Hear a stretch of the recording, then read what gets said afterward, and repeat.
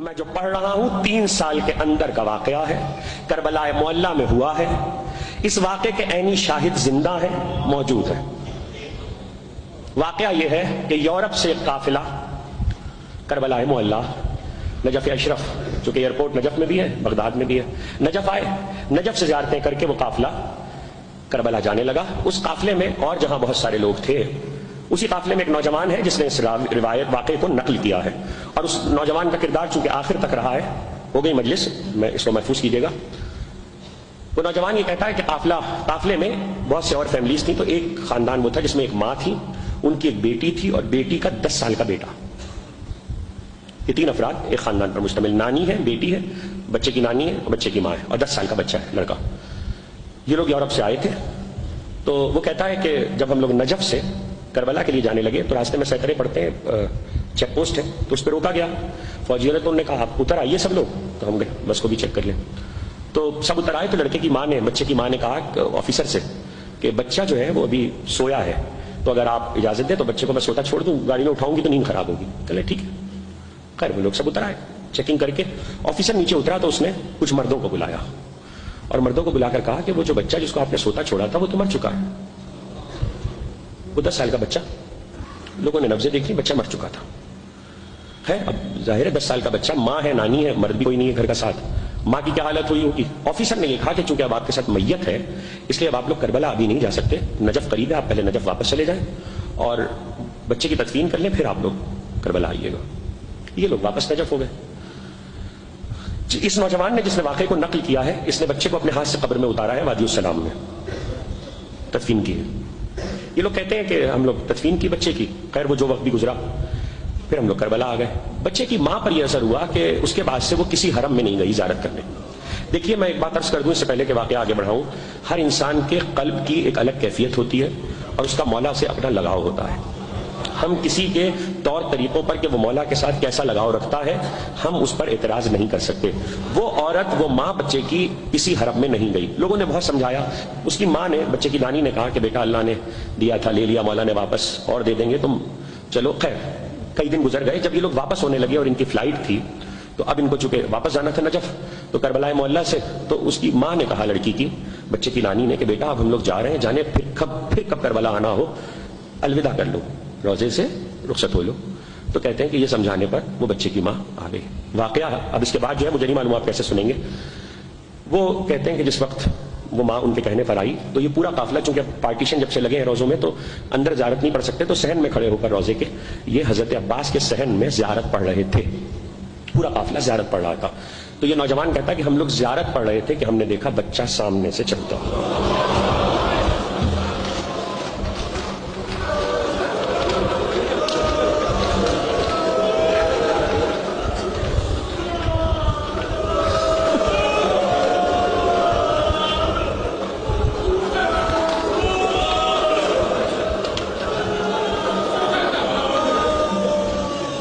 بچہ سامنے سے چلتا ہوا ہے حضرت ابو الفضل کے صحن میں۔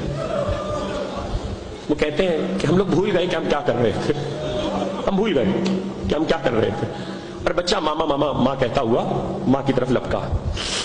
ماں نے بچے کو تڑپ کے گلے سے لگایا، بیٹا تم کہاں تھے؟ بچہ یہ کہہ رہا اماں میں تو آپ کو ڈھونڈ رہا تھا۔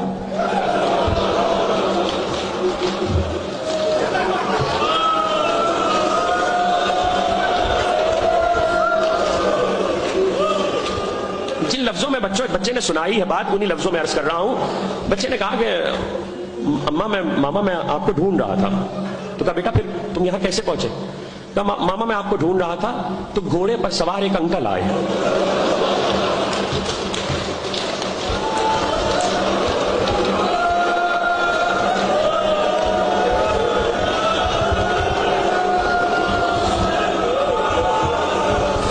خدا آپ کی آوازوں پہ رحمت نازل کرے، خدا آپ کی آنکھوں پہ رحمت نازل کرے۔ جوان تھے، وہ مجھ سے کہنے لگے تم کس کو ڈھونڈ رہے ہو؟ کہ میں اپنی ماں کو ڈھونڈ رہا ہوں۔ تو مجھ سے کہنے لگے اچھا ایسا کرو میرے گھوڑے پہ میرے پیچھے بیٹھ جاؤ، میری پشت کے پاس گھوڑے پہ بیٹھ جاؤ۔ تو میں نے کہا کہ انکل میں تو گھوڑے پہ نہیں بیٹھ سکتا، گھوڑا بہت اونچا ہے، آپ ذرا اپنا ہاتھ بڑھا دیجیے۔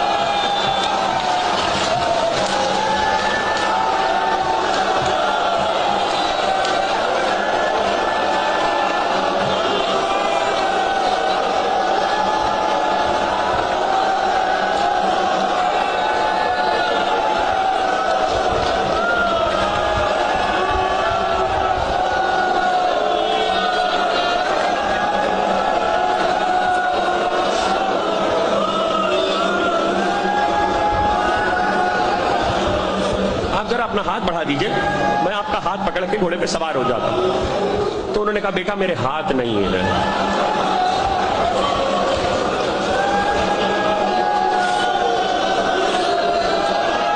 بیٹا میرے ہاتھ نہیں ہے، خدا آپ کی آوازوں پہ رحمت نازل کرے۔ مجھے نہیں معلوم اب اس سے کیا پڑھا جائے گا اور کیا نہیں پڑھا جائے گا۔ بیٹا میرے ہاتھ نہیں ہے۔ تو انہوں نے کہا اچھا بیٹا میں گھوڑے کو بٹھا دیتا ہوں، تم گھوڑے پہ سوار ہو جاؤ۔ تو وہ کہتا ہے بچہ کہ انہوں نے گھوڑے کو بٹھا دیا، میں گھوڑے پہ سوار ہوا۔ جب گھوڑے پہ سوار ہوا تو جیسی سوار ہوا انہوں نے گھوڑے کو بلند کیا تو میں نے دیکھا ایک اور گھوڑا ہے اور اس پر بھی ایک سوار ہے اور وہ عمر میں ان سے بڑے ہیں۔ تو وہ بچہ کہتا ہے کہ وہ جو دوسرے سوار تھے انہوں نے میری طرف دیکھ کر اور ان سوار کی طرف جن کے گھوڑے پہ میں بیٹھا تھا ان کی طرف اشارہ کر کے کہا بیٹا تمہیں معلوم ہے انہوں نے ہم سے کہا ہے تو ہم تمہیں واپس لائے۔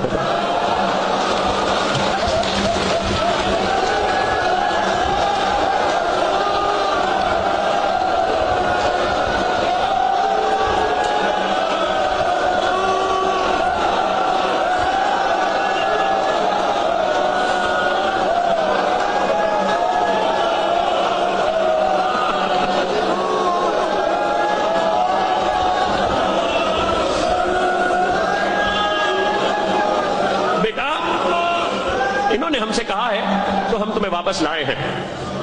ایک مرتبہ وہ نوجوان جس نے واقعے کو نقل کیا ہے وہ نوجوان کہتا ہے کہ بچہ جو قمیض شرٹ پہنا ہوا تھا تو میں نے دیکھا کہ شرٹ پہ خون لگا ہے، ہم نے دیکھا شرٹ پہ خون لگا ہے تو ہم نے بچے سے پوچھا کہ بیٹا یہ تمہاری شرٹ پہ خون کیسا ہے؟ تو بچہ کہنے لگا کہ بھائی بات یہ ہے کہ جب میں گھوڑے پہ بیٹھا تو ان انکل نے مجھ سے کہا کہ ایسا کرو تم گر جاؤ گے تو میری کمر میں ہاتھ ڈال کے مجھے مضبوطی سے پکڑ لو۔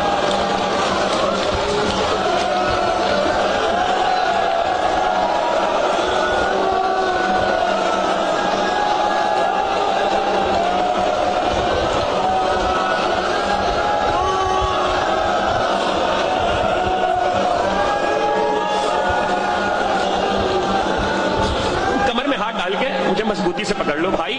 میں نے انہیں کمر میں ہاتھ ڈال کے مضبوطی سے پکڑ لیا، ان کے بدن پہ جو لہو لگا تھا وہ میرے لباس پہ لگ گیا، میری شرٹ پہ لگ گیا۔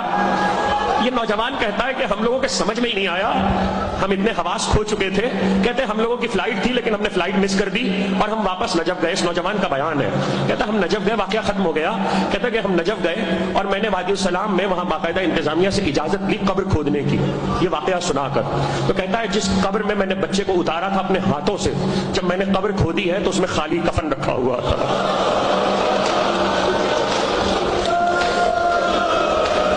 آپ رو چکے ہیں، میں پڑھ چکا، بس مجھے ایک جملہ کہنا ہے، اس کے بعد شاید میری بھی ہمت نہ ہو کچھ پڑھنے کی۔ ہاتھ جوڑ کے عباس کی بارگاہ میں اتنا کہوں گا، اے ماں کے لیے بچے کو واپس لانے والے، سکینہ تماج